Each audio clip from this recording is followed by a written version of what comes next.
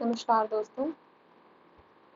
तो last week हमने science and technology start कर दिया था और अराउंड जैसे कि मैंने कल आपको बताया था कि 14 टू 15 पेजेस ही कवर कर रहे थे एंड हमने भी अराउंड इसमें इफ आई काउंटेड अराउंड 5 और 6 पेजेस हमने इसमें कवर कर लिए थे। तो लास्ट जो टॉपिक हमने कवर किया था वो था regarding juice space mission of Europe. और ये हमने जैसे कि देखा था, ये स्पेस मिशन जो था ये ईएसए का था, यूरोपियन स्पेस एजेंसी का। और किस प्लैनेट के लिए था? तो जुपिटर के लिए था। बेसिकली जुपिटर के जो मून है उनको रीड करने के लिए था। तो आज हम अपना नेक्स्ट टॉपिक से स्टार्ट करेंगे। The next topic here is about noro virus. तो नोरो वायरस के केसेस डिटेक्ट किए गए हैं केरला में। केरला हेल्थ डिपार्टमेंट ने जनवरी 24 2022 को कंफर्म किए थे 2 केसेस नोरो वायरस के in class 1 students in Ernakulam district. तो क्लास फर्स्ट के 2 बच्चों में ये नोरो वायरस का केस डिटेक्ट किया गया था और इसको डिटेक्ट किया गया था एर्नाकुलम डिस्ट्रिक्ट केरला में। और ये डिटेक्ट किए गए थे जनवरी 24 2022 को। एंड इसका टाइप जो है वो गैस्ट्रोइंटेस्टाइनल इन्फेक्शन का टाइप होता है इस वायरस में, कि अगर ये वायरस आपको इन्फेक्ट करता है तो आपको गैस्ट्रोइंटेस्टाइनल इन्फेक्शन हो जाता है।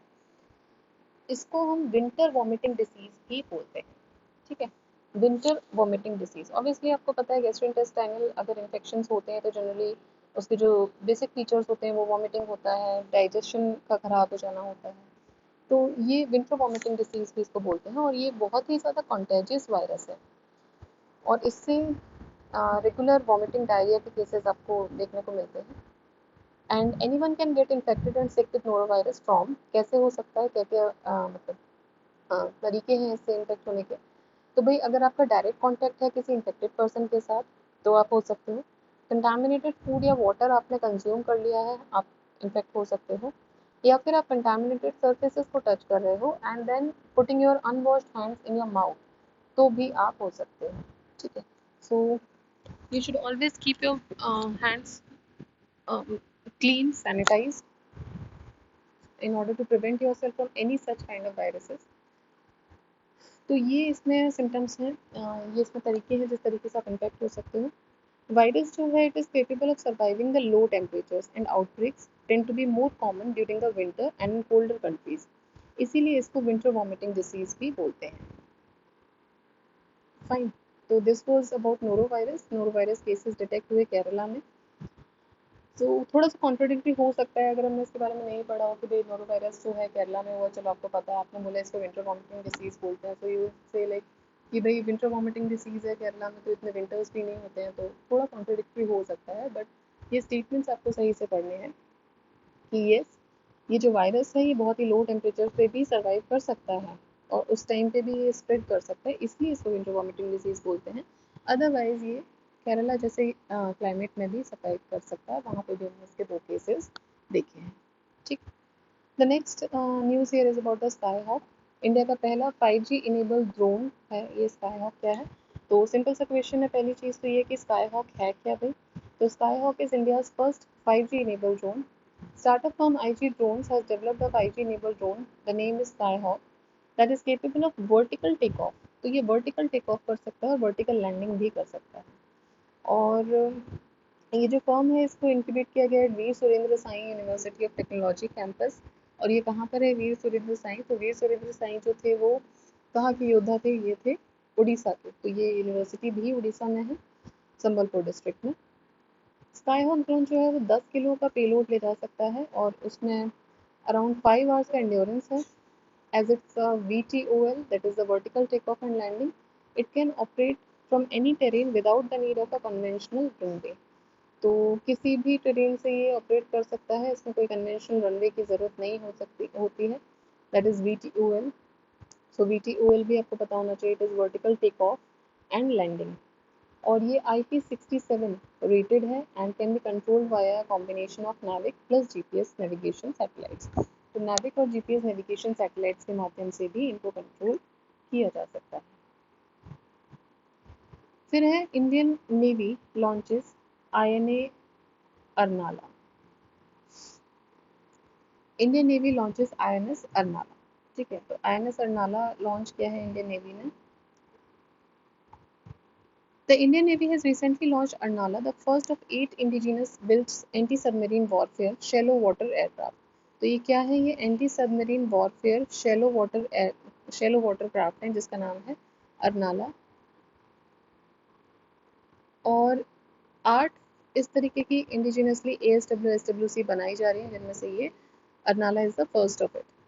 तो इसको लॉन्च किया 20 दिसंबर 2022 को इंडियन नेवी के द्वारा ship building facility of L&T in Chennai कटुपल्ली।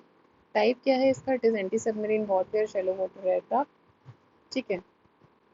And इसको बनाया किसने है? तो इसको Garden Reach Ship Builders and Engineers ने बनाया है, GRSC के द्वारा इसको बनाया गया है।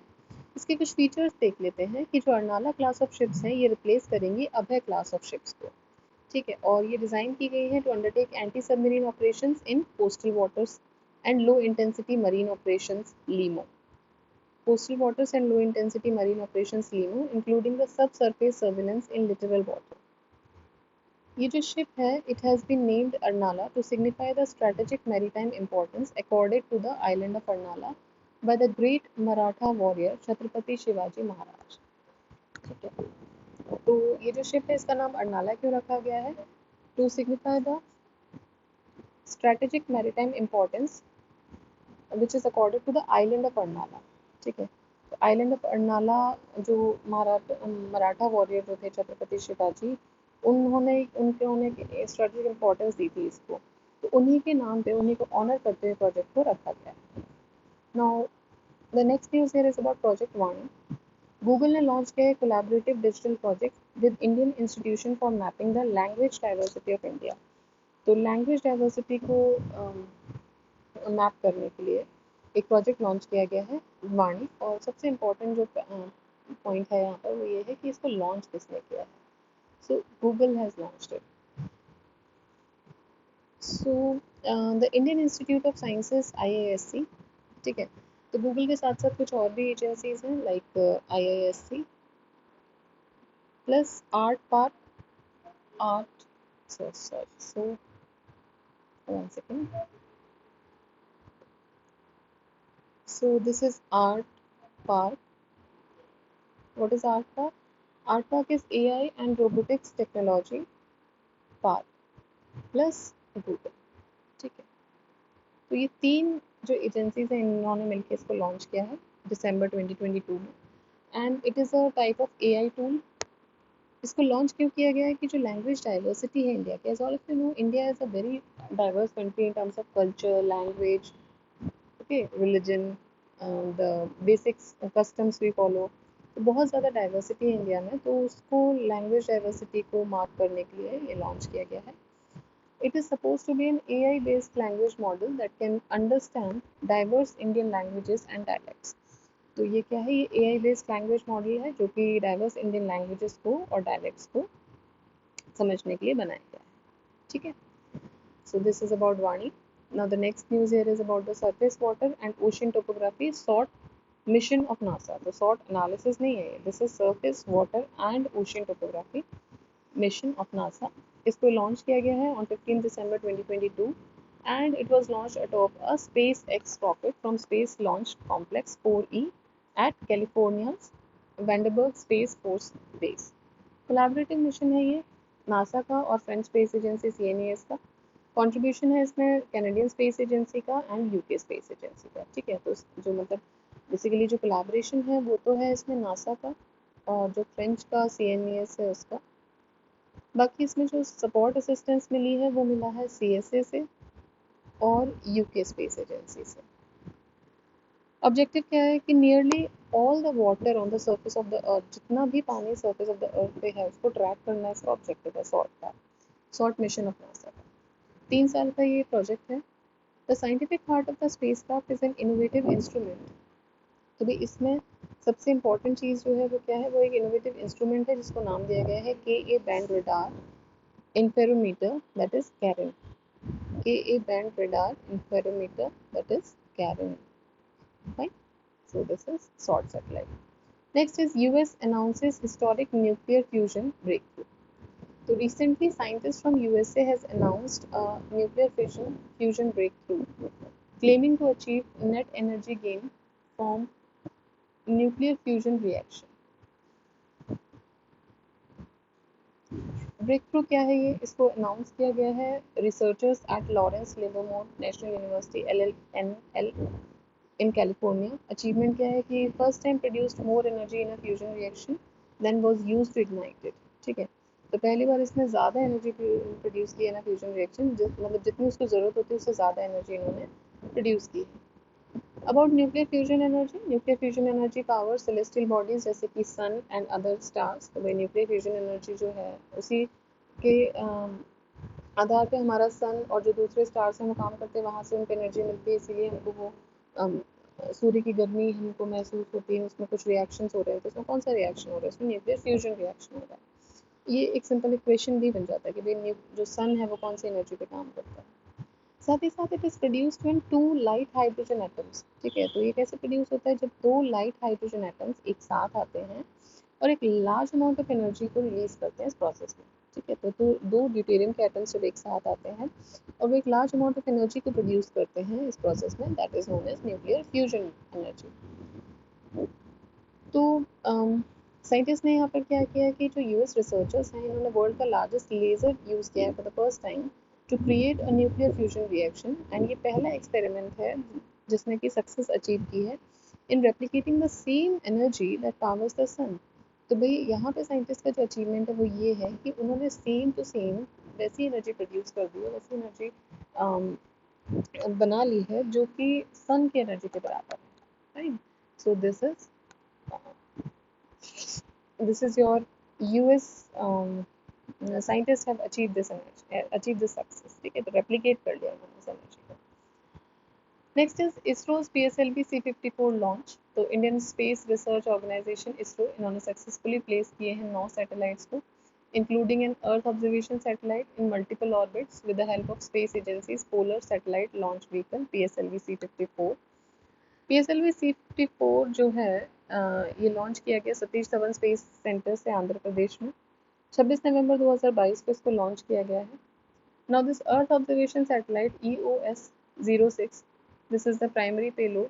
ये थर्ड जनरेशन सैटेलाइट है ओशन सेट सीरीज की, जो कि कंटिन्यूस सर्विस प्रोवाइड करती है ocean set 2 with enhanced payload capability. ठीक है, इनकी जो पेलोड कैपेबिलिटी है वो मतलब बढ़ा के इन्होंने मतलब इसको क्रिएट किया है, और ये थर्ड जनरेशन सैटेलाइट है। इसमें एस्ट्रोसेट क्या है, it is a 3U spacecraft with 4 numbers of satellites from Spaceflight Inc. USA and is technology demonstrator satellite for Internet of Things। ठीक है, तो ये एक टेक्नोलॉजी डेमोन्स्ट्रेटर सैटेलाइट भी है of IoT। This is ISLV PSLV C54 launch. Next is Incovacc. Incovacc को approval मिल गया है DCGI से। तो drug controller general of India ने अप्रूव किया है वर्ल्ड का पहला इंट्रानेजल वैक्सीन। तो ये वर्ल्ड का पहला इंट्रानेजल वैक्सीन है, आपको याद रखना है। ठीक है, किसके लिए है, मतलब वर्ल्ड का पहला इंट्रानेजल वैक्सीन ओवरऑल नहीं है, वर्ल्ड का पहला इंट्रानेजल वैक्सीन है सार्स कोव के लिए, दैट इज कोविड के लिए, सार्स कोव 2 के लिए। इसको डेवलप किया गया है हैदराबाद बेस्ड भारत बायोटेक के द्वारा। ठीक है, तो भारत बायोटेक के द्वारा इसको डेवलप किया गया है, इसको फंड किया गया है पार्शली डिपार्टमेंट ऑफ बायोटेक्नोलॉजी के द्वारा। ये एक recombinant replication deficient adeno virus है। Right, so this is an adeno virus. Do anyone have idea about what is adenovirus? What are the properties of adenovirus? ठीक है, तो अगर किसी को भी एडिनोवायरस की प्रॉपर्टीज का कोई भी आइडिया है तो काइंडली कमेंट, अगर नहीं भी है तो भी आप कमेंट कीजिए कि नहीं पता है। Let you know the difference between the adenoviruses and the other viruses as well. So ये एक recombinant replication deficient adenovirus vector vaccine है with a prefusion stabilised SARS-CoV-2 spike protein. ठीक है, तो स्पाइक प्रोटीन जो है SARS-CoV-2 की, उसका एक प्री-फ्यूजन स्टेबलाइज्ड फॉर्म है ये। ठीक है, तो आपको बस बेसिकली अभी इतनी डिटेलिंग नहीं पूछी जाती है, ना ही मेंस में भी पूछी जाती है, this is a general exam. So यहाँ पर आपको जो पता करना है वो सबसे पहली चीज़ ये पता करनी है कि भाई इनकोवैक जो है ये दुनिया का पहला इंटरनेशनल वैक्सीन है SARS-CoV-2 के लिए। दूसरा, इसको DCGI ने इसको अप्रूवल दे दिया है, और इसको फंड जो किया जा रहा है वो डिपार्टमेंट ऑफ बायोटेक्नोलॉजी के द्वारा पार्शली फंड किया जा रहा है। और इसको बनाया किसने, बहुत इंपॉर्टेंट चीज़ है, इसको बनाया है भारत बायोटेक ने, जो कि हैदराबाद में। ठीक है, next is methane alert and response system Mars. So this is not a Mars planet. This is Methane Alert and Response System. This was launched at 27th Conference of Parties COP27 to the United Nations Framework Convention on Climate Change, that is UNFCCC, जो कि COP27 कहाँ हुआ था, शर्म el Sheikh कहाँ है, Egypt में. तो COP27 में ये लॉन्च किया गया था methane alert response system. Objective इसका क्या है, ये डेटा टू एक्शन प्लेटफॉर्म है जो कि सेटअप किया गया as a part of UNEP international methane emission observatory strategy to get policy relevant data into the right hands for emission migration. ठीक है, तो ये पॉलिसी रेलिवेंट डेटा प्रोवाइड करेगा एमिशन मिटिगेशन के लिए. इंडियन इनिशिएटिव क्या है टू कट मीथेन एमिशन, तो हरित धरा या हरित धारा. ICAR ने डेवलप किया है एक एंटी मिथेनोजेनिक फीड सप्लीमेंट हरित धरा which can cut down cattle methane emission by 17 to 20%. ठीक है, तो ICAR जो है उन्होंने डेवलप किया है एक एंटी मेथेनोजेनिक फीड सप्लीमेंट, समझ रहे हैं, एंटी मेथेनोजेनिक फीड सप्लीमेंट एक बनाया है जिसका नाम दिया है हरित धरा, जो कि कैटल मीथेन एमिशन जो होता है, कैटल मीथेन एमिट करती है तो आपको पता ही होगा, है ना, कैसे करते हैं. कैटल्स में क्या होती है, एक प्रॉपर्टी की कैटल पहले खा लेती है हर चीज़ को ना, कंज्यूम करती है लार्ज अमाउंट में, उसको अंदर ले लेती है, फिर बॉल्स के फॉर्म में उसको बाहर निकालती है एंड वो जुगाली करती है. तो जब वो जुगाली करती है, उस जुगाली के जो प्रोसेस है, उस प्रोसेस में मीथेन जो है वो इन्वायरमेंट में बाहर रिलीज करता है. सॉरी. तो इस प्रोसेस में मीथेन रिलीज होती है. तो ये बोल रहे हैं कि ICAR ने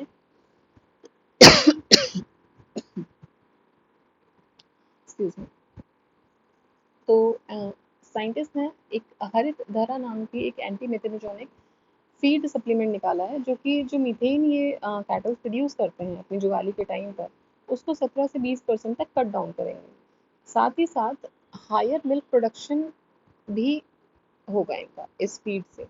तो दिस हरित धरा क्या है, ये आपको पता होना चाहिए. भाई Harit Dhara is an anti methanogenic feed supplement. Simply ये क्वेश्चन भी पूछा जा सकता है बिकॉज इट इज इम्पॉर्टेंट. दूसरा क्वेश्चन ये है, पूछा जा सकता है कि इसको डेवलप किसने किया है. तीसरा क्वेश्चन ये हो सकता है कि इसका ऑब्जेक्टिव क्या है, या फिर हो सकता है कि एक ही क्वेश्चन में तीनों स्टेटमेंट दे दिए जाए और आपसे पूछ लिया जाए which statement is correct, right. तो एमिशन रेट भी कितना है, अगर वो बोले कि 50% एमिशन कम करते हैं, no it's very you know, बोलते हैं कि ब्लैंक हो जाता है. 17 से 20% लिख रहे हैं, 17 से 20% को थोड़ा बहुत 1-2% ऊपर नीचे होता है, हम इसको we take into consideration because exactly figures नहीं होते. बट हाँ, अगर उन्होंने बोल दिया 50% कट हो जाएगा, अराउंड 75% कट हो जाएगा, no, this 17-20% and 75% has a huge variation. तो ये नहीं होगा उतना. तो आपको ये तीनों भी पॉइंट्स याद रखने हैं. और किस लिए है, ऑब्जेक्टिव क्या है कि भाई जो मिल्क प्रोडक्शन है वो भी बढ़ेगा, साथ ही साथ आपका एमिशन रेट भी कम होगा. ठीक है, सो दिस इज अबाउट हरित धरा. Next is Artemis. आर्टेमिस 1 जो है it is headed to moon on board Orion. तो आर्टेमिस 1 गया, कहाँ पर गया, चंदा मामा पे. किस पर बैठ के गए, ओरियन पे. Are the 3 dummies that mimic astronauts. यहाँ पे 3 डमीज भेजी गई हैं जो कि एस्ट्रोनॉट्स को मिमिक कर रही हैं, like astronaut, with the intention of carrying out tests ahead of future manned mission to moon and beyond. 16 नवंबर 2022 को नासा के द्वारा इसको लॉन्च किया गया, फ्लोरिडा से लॉन्च पैड 13NB. रॉकेट जो यूज़ किया गया है वो है space launch system SLS rocket.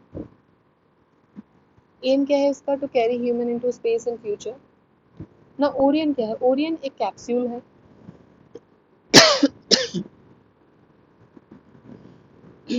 So sorry, मेरा गला पूरी तरह ठीक नहीं होता है. इनफैक्ट हो भी जाता है तो शायद इस वीडियो के टाइम पे ज़्यादा प्रॉब्लम करता है.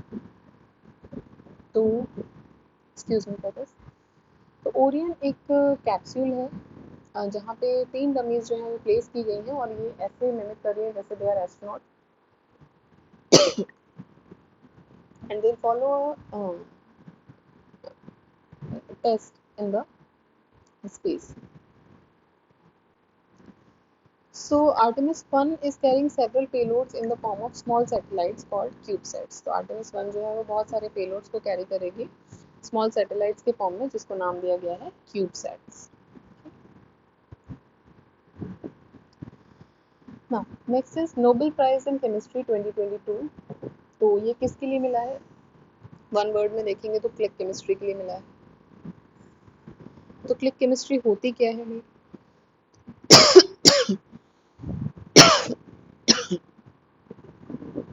सो सॉरी, एक्चुअली मुझे इतनी टेक्निकलिटी भी अभी नहीं आती है कि मैं इस वीडियो को इतना सारा बनने के बाद फिर मैं इसको बीच से कट करके मर्ज कर दूँ। मैं जल्दी ही सीख जाऊँगी तो आपको ये प्रॉब्लम्स नहीं रहेंगी। So I am so sorry, excuse me for this, but जैसे ही मुझे टाइम मिलता है और मैं ये विधा सीख पाती हूँ, तो इस तरीके के जो डिस्टर्बेंसेस बीच में अगर आ भी जाते हैं तो वो आपको देखने को फ्यूचर में नहीं मिलेंगे। सो तो ये जो नोबेल प्राइज़ है केमिस्ट्री में, ये मिला है क्लिक केमिस्ट्री के लिए, which was awarded on 5th of October 2022। और ये दिए गए हैं किस किस को, देखिए नाम देख लीजिए। कैरोलिन आर बर्टोजी, तो बर्टोजी से याद कर लीजिए। Morten Meldal, Bertozzi, Meldal and K Barry Sharpless. Barry Sharpless, हाँ बिल्कुल ही शार्प नहीं है, तो के वेरी शार्पलेस, जो व को ब बोलते हैं उनके लिए ठीक है। तो this is Bertozzi, Meldal and Sharpless, इन तीनों को ये मिला है। और ये शार्पलेस जी जो है इतने शार्पलेस हैं कि इनको 2 बार मिल गया नोबेल प्राइज। इसको देता कौन है? इसको देते हैं royal Swedish academy of sciences Sweden. Award दिया गया है for the development of click chemistry and bio orthogonal chemistry के लिए। अब होती क्या है भाई click chemistry?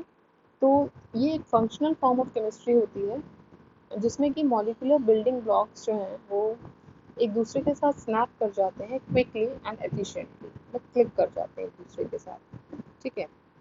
So this is click chemistry. बहुत ज़्यादा जानकारी के लिए आप इन साइंटिस्ट से संपर्क कर सकते हैं। मेरी जानकारी में क्लिक केमिस्ट्री इतनी ही है जितना मुझे समझ आता है कि भाई इस केस में जो मॉलिक्यूलर जो बाइंडिंग्स होती हैं वो एक दूसरे के साथ कनेक्ट हो जाते हैं, क्विकली कनेक्ट हो पाते हैं, एफिशिएंटली कनेक्ट हो पाते हैं और फर्दर रिजल्ट्स को प्रोड्यूस कर पाते हैं, ठीक है। So this was about click chemistry और Nobel prize in chemistry. Next is the Nobel prize in medicine. किसके लिए मिला है? For mapping the Neanderthal genome. I hope all of you know about Neanderthals, right? नहीं पढ़ा है तो please देखिए कि क्या है निएंडरथल, हुआ निएंडरथल। जैसे कि हम होमोसेपियंस हैं, इसी तरीके से एक और स्पीशीज़ हुआ करती थी ह्यूमन की, जो निएंडरथल्स थे। They were major 6 species of human, उनमें से एक निएंडरथल्स भी थे जिनके साथ हमारा सबसे ज़्यादा इंट्रैक्शन हुआ लास्ट में। And you could also read a book, very important and fascinating book, Sapiens। इसमें ये पूरी जानकारी दी हुई है। This is a very informative book also. तो अगर किसी ने नहीं पढ़ी और अगर कोई पढ़ने का शौकीन है तो you can go for it. Sapiens it's a very wonderful book, right? तो वहाँ पे आपको और स्पीशीज़ के बारे में भी पता चलेगा कि कैसे कैसे कितनी जद्दोजहद हुई जब लास्ट में हम होमोसेपियंस जो सबसे ज़्यादा लड़ाकी प्रजाति थी। जैसे कि आप देख सकते हैं फॉर एग्जांपल कैट फैमिली में मेजर 6 बिग कैट्स जो होते हैं वो उस फैमिली को क्रिएट करते हैं। इसमें टाइगर, लेपर्ड आता है। इसी तरीके से हमारी भी अकेले होमोसेपियंस ही नहीं थे, there were other species also, but finally पूरा लड़ने के बाद जो बचते हैं दे वर दिस होमोसेपियंस। तो हमारी और भी ब्रीड्स हुआ करते थे। तो you should surely go for Sapiens. This is a very informative book. So this was awarded on 3rd October 2022 and it was awarded by Nobel Assembly at Karolinska Institute, Sweden। जैसे कि ये जो दी गई थी, ये दिया गया था Swedish academy of sciences Sweden के द्वारा। ये भी स्वीडन में दिया जाता है, बट नोबेल असेंबली दूसरा। किस किस को दिया गया? स्वांते पाबो को दिया गया और अच्छा सिर्फ स्वांते पाबो को ही दिया गया। किस लिए दिया गया? His discoveries concerning the genomes of extinct hominins and human evolution. तो भाई जो निएंडरथल्स हैं वो एक्सटिंक्ट हो चुके हैं, तो उनके ऊपर उन्होंने डिस्कवरीज की और ह्यूमन का एवोल्यूशन कैसे हुआ इसके बारे में इसमें बात की गई।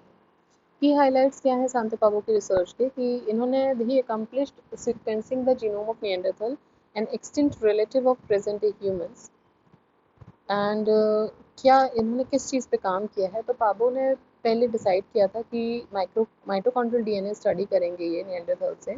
माइटोकॉन्ड्रिया पॉपुलरली इसको हम powerhouse of the cell भी बोलते हैं। ये एक ऑर्गेनल होता है सेल के अंदर जिसका खुद का भी अपना डीएनए होता है। आपने जैसे थ्री पेरेंट बेबी सुना होगा, आईवीएफ टेक्नोलॉजीज सुने होंगे, तो वहाँ पे भी हम क्या करते हैं, माइटोकॉन्ड्रियल डीएनए का ही यूज़ करते हैं मदर से, है ना। तो माइटोकॉन्ड्रिया एक ऐसा ऑर्गेनल है जिसके पास खुद का भी डीएनए होता है।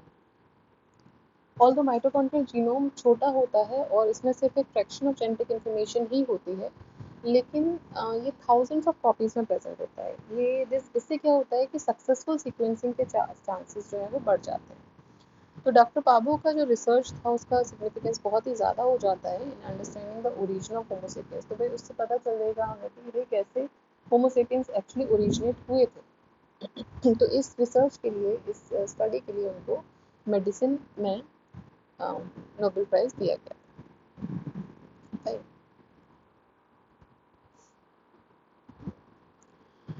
तो पैलियोजीनोमिक्स का मतलब क्या होता है भाई? पैलियोजीनोमिक का मतलब होता है, पैलियोजीनोमिक एक नया साइंटिफिक डिसिप्लिन है जो कि किस पे बेस्ड है? It is based on revealing genetic differences that distinguishes all living humans from extinct hominids. Palaeogenomics का मतलब कि भाई अभी जो लिविंग ह्यूमन है, दैट इज द हमारी कौन सी स्पीशीज, हम अपने आप को क्या बोलते हैं? Homo sapiens, right. होमोसेपियंस से ह्यूमंस बने। तो जितने भी लिविंग ह्यूमंस हैं वो जो पुराने एक्सटिंक्ट हो चुके जो ह्यूमन थे उनसे हमारा डीएनए या हमारे जेनेटिक डिफरेंसेस क्या थे वो इस पैलियोजेनोमिक्स से पता चलेगा। ठीक है। So this is about Nobel prize in medicine. Now the Nobel prize in physics 2022, तो ये दिया गया 4 अक्टूबर 2022 को रॉयल स्वीडिश एकेडमी स्वीडन में ही दिया गया। Alain Aspect, then John F Clauser and this is Anton Zeilinger. इन तीन लोगों को दिया गया है। They are awarded for experiment with entangled photons. तो इन्होंने एंटेंगल्ड फोटॉन्स के साथ एक्सपेरिमेंट किया, establishing the violation of Bell inequalities and pioneering the quantum information science. क्या होता है क्वांटम एंटेंगलमेंट? जब दो या दो से अधिक पार्टिकल्स लिंक कर जाते हैं in a certain way, they share a common unified quantum state. ठीक है, तो जब दो या दो से अधिक पार्टिकल्स ऐसे लिंक करते हैं कि वो एक common unified quantum state share करें। क्वांटम एंटेंगलमेंट पहली बार एलिसिडेट किया गया था अरविंद श्रोडिंगर के द्वारा 1935 में, leading to his well known cat paradox. Bell inequality क्या होती है? What is Bell inequality? तो ये तो हमने देखा एंटेंगल क्वांटम्स के बारे में। Now what is Bell inequality? 1960s में जॉन स्टीवर्ट बेल, इन्हीं के नाम पर बेल इनइक्वालिटी दिया गया है। जॉन स्टीवर्ट बेल ने मैथमेटिकल इनइक्वालिटी डेवलप की थी। This inequality states that if there are hidden variables, the correlation between the results of large number of measurement will never exceed a certain value। ठीक है, बोलते हैं कि अगर आपके मतलब अगर हिडन वेरिएबल्स प्रेजेंट हैं तो जो कोरिलेशन होता है between the results of large number of measurement वो कभी भी एक पर्टिकुलर सर्टेन वैल्यू जो उन्होंने दी थी उससे ज़्यादा नहीं होगा। ठीक है, तो दिस वाज बेल इनइक्वालिटी। और अगर आपको ये लग रहा है, वैसे तो लग नहीं रहा होगा, कि मुझे बहुत ज़्यादा समझ आ गया है, तो I am sorry. To be honest मुझे बहुत ज़्यादा समझ नहीं आया। हाँ, थोड़े एक आइडिया लग गया है कि कैसा है, but what is exactly Bell inequality अभी भी मेरी समझ से बहुत ज़्यादा बाहर है। तो अगर किसी को भी इसकी एग्जैक्ट मतलब पता है तो वो कमेंट बॉक्स में पिन कर सकते हैं उसको। एंड सो ये बेल इनइक्वालिटी के बारे में है। Next is about first commercial launch for LMB-3। तो 23 अक्टूबर 2022 को इंडियन स्पेस रिसर्च ऑर्गेनाइजेशन ने अपना हैवीएस्ट रॉकेट लॉन्च किया, लॉन्च व्हीकल मार्क 3 या फिर GSLV मार्क 3, और ये successfully orbited 36 satellites of UK based. ठीक है, तो इसने सक्सेसफुली ऑर्बिट किए थे 36 satellites of UK based one web. ये पहला ऐसा मिशन था NSIL का और LMB-3 का, and this was till date the heaviest payload mass of 5796 kilogram. तो अभी तक का सबसे ज़्यादा हैवी पेलोड था ये। LMP-3 जो है डिज़ाइन की गई है for launching 4000 kilogram class of satellites into GTO and 8000 kilogram payloads in LEO। तो भाई GTO में अगर आपको जियोसिंक्रोनस ट्रांसफर ऑर्बिट में जाना है तो 4000 किलो लेके जा सकते हो, और अगर आपको LEO में जाना है, लो अर्थ ऑर्बिट मिशन में जाना, लो अर्थ ऑर्बिट में जाना है, तो आप 8000 किलो तक पेलोड को लेके जा सकते हो। और ये 3 स्टेज लॉन्च व्हीकल है, 3 stage. Next is Kuafu 1, that is China's first space-based solar telescope. China's first space-based solar telescope है ये, क्वाफू 1। सो चाइना ने रिसेंटली लॉन्च किया है अपना पहला space based solar telescope, the advanced space based solar observatory ASOS। इसका nickname इन्होंने दिया है Kuafu after Chinese mythology, giant Chinese mythology who chase the sun. ठीक है, तो एक माइथोलॉजी है चाइना में कि कोई एक जायंट थे, उन्होंने सन को चेज किया था यूजिंग लॉन्ग मार्च 2D रॉकेट। ओके, तो फिर भी वो वहां तक बेसिकली मतलब जैसे हमारे यहाँ कहानियाँ होती हैं उसी तरीके से एक माइथोलॉजी चाइना में है, तो उसके नाम पे नाम रखा गया है बेसिकली, बस हमें इतना याद रखना है। तो क्वाफू 1 जो है ये advance space based solar observatory है। आदित्य L1 की बात करें तो इंडिया का है। Aditya L1 is the proposed first observatory class based solar mission from India, and spacecraft जो है वो प्लेस होगा in a halo orbit basically, right? Halo समझ रहे हैं ना आप, जो प्रकाश में होते हैं। तो स्पेस क्राफ्ट जो है वो हेलो ऑर्बिट में रखी जाएगी around the first Lagrange point and L1 of the sun earth system. ठीक है, तो ये आदित्य L1 है, ये भारत का है। क्वाफू 1 है, ये चाइना का है। दोनों ही मून पे जा रहे हैं। फिर है ऑप्टिमस, टेस्लाज ह्यूमनॉइड रोबोट। तो 30 सितंबर 2022 को टेस्ला CEO इलॉन मस्क, इन्होंने रिवील किया था अपना much touted humanoid robot Optimus. तो भाई ऑप्टिमस क्या है? ये एक ह्यूमनॉइड रोबोट है, किसका है? टेस्ला का है। और टेस्ला के मालिक कौन है? टेस्ला के मालिक है इलॉन मस्क। तो it is a prototype of the robot जो कि लॉन्च हुआ है टेस्लाज AI डे इवेंट पर। और सॉरी, ह्यूमनॉइड रोबोट क्या होता है? It is a robot resembling the human body in shape. ठीक है, इंडिया में बात करें तो कुछ ह्यूमनॉइड रोबोट्स इंडिया ने भी बनाए हैं, जैसे कि मानव बनाया था। ये इंडिया का पहला 3D प्रिंटेड ह्यूमनॉइड रोबोट था। इसको अचीव फर्स्ट अनवील किया गया था, और उसके बाद कहाँ से? At IIT Mumbai tech fest पे। ठीक है, तो IRA जो है इंडिया का पहला 3D प्रिंटेड ह्यूमनॉइड रोबोट है, IIT मुंबई और टेक फॉरेस्ट। फिर है IRA ने लॉन्च किया है मतलब HDFC बैंक लिमिटेड ने इसको लॉन्च किया है, और ये वेलकम डेस्क के पास मुंबई ब्रांच में इसको लगाया गया है। IRA, Ira, sorry not IRA, it is Ira. तो Ira is launch by HDFC। And Mitra, Mitra एक कस्टमर सर्विस रोबोट है जो डेवलप किया गया था बैंगलोर बेस्ड इन्वेंटर रोबोटिक्स के द्वारा। ये फेमसली इसको one second, it is it is famously known for greeting Ivanka Trump and Prime Minister Narendra Modi at the GES 2017 summit and declaring the event open. Okay, okay. So ये Bangalore based inventor robotics ने बनाया मित्र, और इसने Ivanka Zelensky and this sorry Ivanka what I am saying Zelensky इतना mind में रहते हैं कि because of this war and all, Ivanka Trump से जेलेंस्की कब बन गए पता नहीं चला। I am so sorry. So this Mitra is a customer service robot. इसको डेवलप किया है बैंगलोर बेस्ड इन्वेंटर रोबोटिक्स ने, और इसको फेमसली इवांका ट्रम्प और मोदी जी को ग्रीट करने के लिए मतलब ये फेमस हुआ था GES 2017 समिट में। ठीक है, तो ये कुछ ह्यूमनॉइड रोबोट्स के एग्जांपल इंडिया की तरफ से हैं। Next is ministry of health launch tele Manas initiative. तो union ministry of health and family welfare इन्होंने लॉन्च किया है tele mental health assistance, that is tele mental health assistance and networking across the state, tele Manas, on the occasion of World Mental Health Day, that is World Mental Health Day कब होता है 10th October 2022 को. Telemanus was launched virtually by the Thawar Chand Gehlot, Honorable Governor of Karnataka. So इसको launch किया गया था virtually, और इसको लॉन्च किया गया था एट कहाँ पर, at National Institute of Mental Health and Neurosciences NIMHANS. So this is about Telemanus initiative. Now next is ISRO's SSLV D1 EOS-2 mission. ISRO का maiden small satellite launch vehicle जो है carrying the Earth observation satellite EOS and a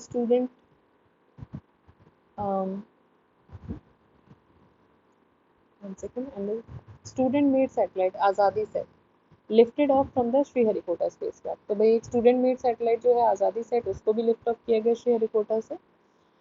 ISRO ने एक small satellite launch vehicle SSLV भी बनाया है to cater the launch of up to 500 kilogram satellite in low earth orbit of launch on demand basis. तो एक SSLV भी इसरो ने develop किया है. नाउ EOS-02 क्या है? EOS-02 एक experimental optical remote sensing satellite है जिसका स्पेशियल रेजोल्यूशन, मतलब जो स्पेस में जो रेजोल्यूशन है वो हाई है.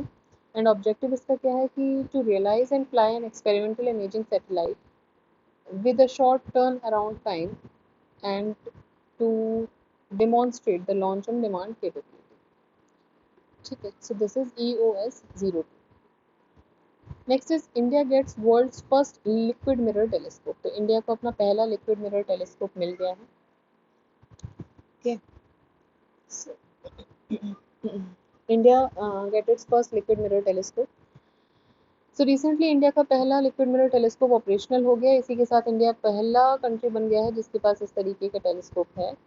The International Liquid Mirror Telescope has been setup at Devasthal Observatory campus, जो कि किसका है? Aryabhatta Research Institute of Operational Science Observational Sciences ARIES का है. और है कहाँ? सबसे इम्पोर्टेंट ये है कि देवस्थल जो है वो नैनीताल में है, उत्तराखंड में. होता क्या है liquid Mirror telescope? Liquid Mirror telescope ऐसे टेलीस्कोप्स होते हैं जिनमें मिरर्स होते हैं जो कि एक रिफ्लेक्टिव लिक्विड के बने होते हैं. एंड मोस्ट कॉमन लिक्विड जो इसमें यूज होता है, अगेन इंपॉर्टेंट क्वेश्चन, जो मोस्ट कॉमन लिक्विड यूज होता है मर्करी होता है, लेकिन कुछ और लिक्विड्स भी इसमें काम कर सकते हैं जैसे कि low melting alloys of gallium, ये भी इसमें यूज हो सकता है if mercury is not available in liquid Mirror telescope. ठीक है, फिर है first indigenous vaccine for cervical cancer. तो भाई इसको अप्रूवल दे दिया गया था 12 जुलाई 2022 को DGCI के द्वारा. और इसको बनाया किसने? इसको बनाया है सीरम इंस्टीट्यूट ऑफ इंडिया ने, और इसका नाम है सेरावैक. सेरावैक सर्वाइकल, ठीक है, सर्वाइकल कैंसर के लिए. स्पेशलिटी क्या है कि इंडिया का पहला quadrivalent human papilloma virus QHPV है ये against the cervical cancer. And this is cervical cancer एक is a type of cancer जो कि कहाँ होता है? In the cells of cervix, that is the lower part of the uterus. ठीक है, तो जो सर्विक्स होती है, सर्विक्स क्या होता है? सर्विक्स यूट्रस का सबसे निचला वाला भाग होता है और ये कनेक्ट होता है जाके वेजाइना से.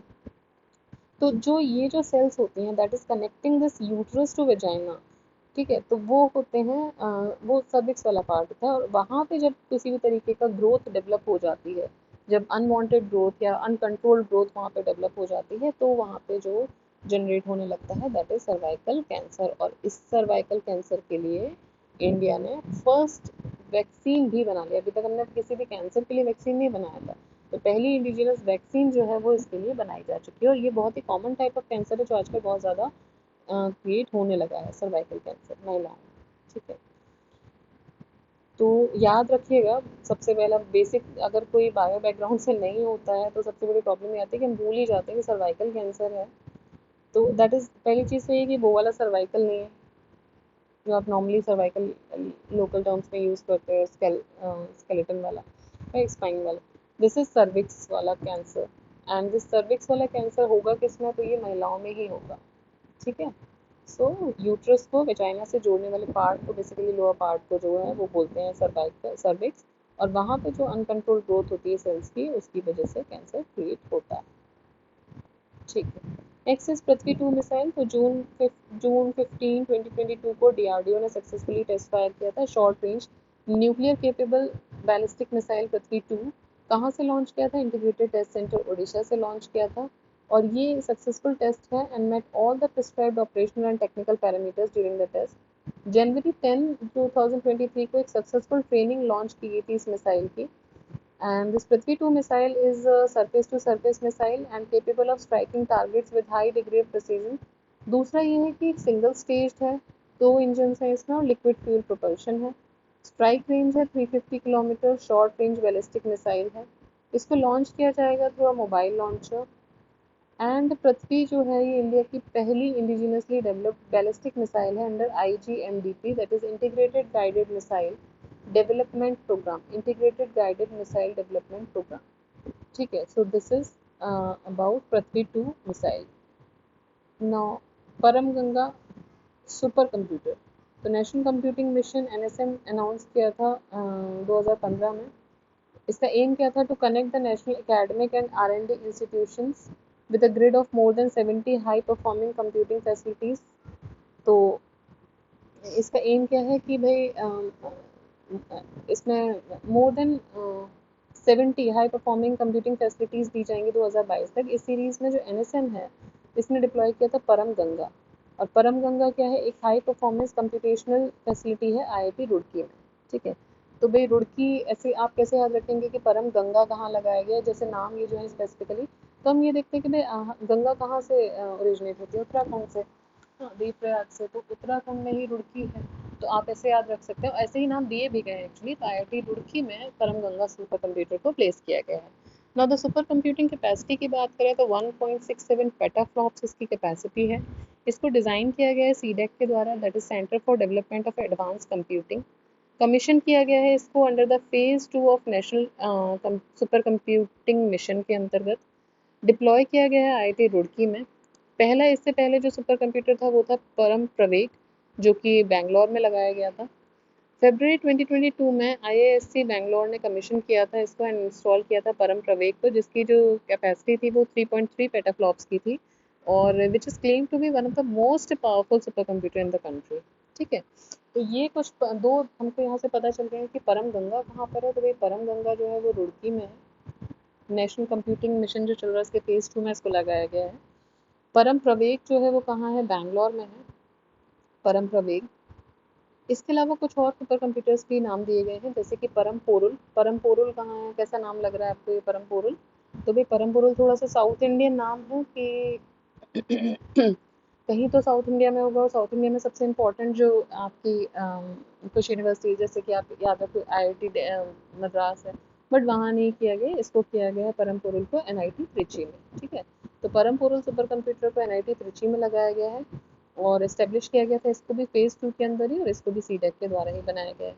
इसके अलावा एक और आ जाता है परम शिवाय। तो भाई शिव जी का सबसे बड़ा वैसे तो 12 ज्योतिर्लिंग है हमारे, लेकिन बनारस को शिव की नगरी बोला जाता है, तो शिव जी IIT BHU में परम शिवाय को प्लेस किया गया। ठीक है, तो 4 हमको यहाँ से पता चल गया, परम शिवाय इन IIT BHU, परम पोरुल इन NIT Trichy not in IIT Madras, परम प्रवेग इज इन बैंगलोर एंड परम Ganga is in IIT Roorkee. ठीक है, so this is all about परम कंप्यूटर्स। नेक्स्ट इज INS वाक्षी, और ये हमारा लास्ट टॉपिक होगा आज का। इसके बाद जो हम बचा हुआ जो साइंस देखें नेक्स्ट वीडियो में कंप्लीट कर देंगे। तो INS वाक्षी जो है द कॉन्ट्रैक्ट फॉर 6 सबमरीन्स। तो भाई 6 सबमरीन्स बननी है किस प्रोजेक्ट के अंदर? P75 प्रोजेक्ट के अंदर। इसका अप्रूवल मिला था 1999 में, और ये जो प्रोजेक्ट दिया गया था वो मजगांव डॉकयार्ड लिमिटेड को दिया गया था अक्टूबर 2005 में। तो इसी सीरीज में जो लास्ट और 6th सबमरीन है दैट इज वाक्षी, उसको लॉन्च कर दिया गया है अब वाटर में। ठीक है, तो 6 बनी है इसमें, और जो लास्ट है उसको लॉन्च कर दिया गया है। इसके बारे में अगर हम देखें तो ये अप्रैल 20 2022 को इसको लॉन्च किया गया है। This is French Scorpene Kalvari class submarine. तो ये कौन सी क्लास सबमरीन है? कल्वरी क्लास सबमरीन है। इसके अलावा जो प्रोजेक्ट 75 में हमने देखा कि भाई टोटल कितनी है? टोटल है 6। तो इससे पहले 5 हो चुकी हैं क्योंकि ये लास्ट है। तो पहली कौन सी थी? पहली थी कलवरी, देन खांडेरी, देन वागीर, करंज, वेला, वाक्षी। ठीक है, Kalvari, Khanderi, Vagir, Karanj, Vela and Vagsheer. So this is all about INS Vagsheer. किसके अंतर्गत बन रहा है? प्रोजेक्ट 75 के अंतर्गत ये बनाया जा रहा है। तो अब इसमें हमने ऑलमोस्ट तो 2/3 पोर्शन इसका हमने कवर कर लिया। 1/3 जो बच रहा है वो हम नेक्स्ट वीडियो में हम कवर कर लेंगे। So we are all here. अब हमारे पास इसमें 4 पेजेस इसके बच रहे हैं जो हम नेक्स्ट वीडियो में इसको कंप्लीट कर देंगे। And after that we will start with our environmental affairs. I hope आपको ये सीरीज़ पसंद आ रही होगी। क्या चेंजेस रिक्वायर्ड हो सकते हैं इसमें, उसके लिए आप हमेशा वेलकम हैं। पहले भी मैंने बोला आप कमेंट कीजिए, आप लोग कमेंट नहीं कर रहे हैं। So please comment, please tell us कि भाई इसमें क्या चेंजेस हो सकते हैं। Although I am very sure कि कुछ टेक्निकल ग्लिचेस इसमें आपको ज़रूर फेस करने पड़ते होंगे, but with time and with your support वो टेक्निकल फीचर्स भी निकलेंगे यहाँ से, वो भी खत्म होंगे। And very new to this digital world, तो जितना हो पा रहा है अभी मैं कर रही हूँ, एंड जितना टाइम के साथ मिल पा रहा है इतना कर रही हूँ। कुछ डिलेज हो रहे हैं, शुरू में नहीं हुए थे बट अभी हो रहे हैं, because I am certainly busy in some other things also. तो बट फिर भी आई प्रॉमिस यू कि कुछ टाइम आप मुझे दीजिए, उसके बाद will be very quick and will be very discipline in terms of videos. But जो भी इसके बाद आप नेक्स्ट चाहते हैं उसके बारे में बताइए, उसके बारे में मेंशन कीजिए कि हम ये सीरीज़ नेक्स्ट चाहते हैं, इसके ख़त्म होते ही मैं उसको स्टार्ट करूँगी। बट थोड़ा सा मुझे टाइम लगेगा to come on track, to become active in this thing. और जो भी टेक्निकल प्रॉब्लम्स है वो भी धीरे धीरे मैं इसको कम करने की कोशिश करूँगी। कुछ नई चीज़ें भी सीखनी है, कुछ इन्फोग्राफिक्स भी सीखनी है, किस तरीके से किया जाता है, तो वो सारी चीज़ें भी मुझे सीखनी है। So as I told you earlier, this is a one man army concept. मुझे ही सीखना है, मुझे ही करना है, मुझे ही एडिट करना है, सब कुछ करना है। अभी मेरे पास कोई बहुत टीम नहीं है, in fact I am the single person जो इसको मैनेज कर रहा है। तो थोड़ा सा you have to cope up with me for some time, only for a certain amount of time. उसके बाद will grow up like a family, but उसके लिए मुझे आपके सजेशंस की रेगुलर ज़रूरत पड़ेगी। So kindly go with it and enjoy the series. बाकी जो भी आपके फर्दर डिसीजंस होंगे, आप फर्दर आपके जो भी सजेशंस होंगे हम उसको फॉलो अप करेंगे। और soon will come up with the next series. जैसे ही ख़त्म होती है तो हम एक नई सीरीज़ के साथ आपके सामने आएंगे। Till then keep enjoying, keep studying